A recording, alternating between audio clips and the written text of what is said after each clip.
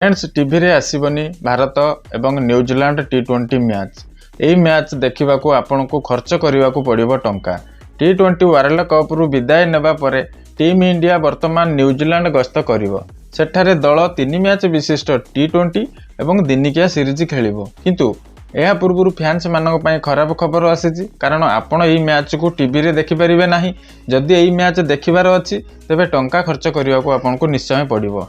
New Zealand series पई दलर अधिनायक परिवर्तन करा जायछि एवं दलरे सीनियर खेलाड़ी मानकु विश्राम दिया जायछि और युव खेलाड़ी मानकु सुजोग दिया जायछि।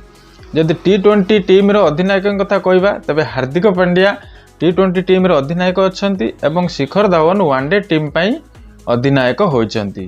न्यूजीलैंड रे खेला जिबाकु थिबा T20 सीरीज रो ऑफिशियली ब्रॉडकास्टर हिसाब रे अमेजन प्राइम वीडियो को दिया जायछि। एही सीरीज रो सब मैच प्राइम वीडियो रे लाइव टेलीकास्ट करा जिवो। अन्य कोनोसी टीवी चैनल ले एहार प्रसारण करा जिवो नाही। Friends DD sports TV channel एही मैच रो प्रसारण करि पारे किंतु एहा केवल T20 सीरीज पे होईछि। वनडे सीरीज रे प्रसारण परिवर्तन होई पारे। तो खबर मिलिले आमे आपन को निश्चय जणाइबु। धन्यवाद।